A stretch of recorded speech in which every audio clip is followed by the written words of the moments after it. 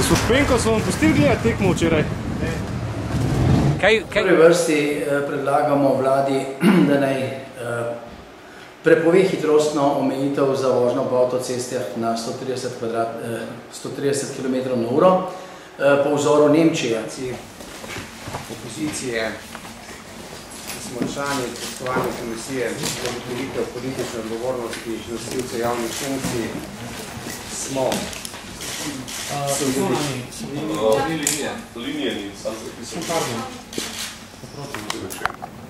Jaz mislim, da bi na nekaterih zelo pomembnih vladnih projektih bilo moč narediti več.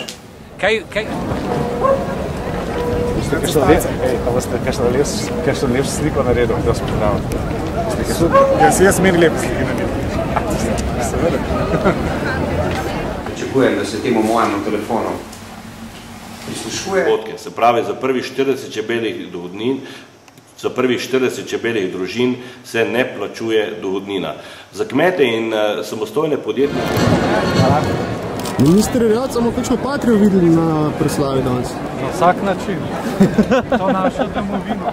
Mislim, da je nekaj narobe v tej državi. Za konec leta in kaj to pomeni za slovensko gospodarstvo? No, poglejte, gotovo je inflacija danes gotovo izjemno občuten problem, ne samo v Sloveniji, tudi v celi Evropski uniji in seveda na svetu. Prihajam iz Ruske federacije, na primer, je inflacija 15%. Torej želim povedati, da je to trd oreh in trd problem. Če imate mogoče osebno orožje samo? Na nek način imam vedno kaj pri sebi. Nikoli nisem brez. Mi, spoštovane novinarke in novinarje, ne živimo v razviti demokraciji. Ampak sicer pa je bila pa žurka dobra takrat 17 let nazaj.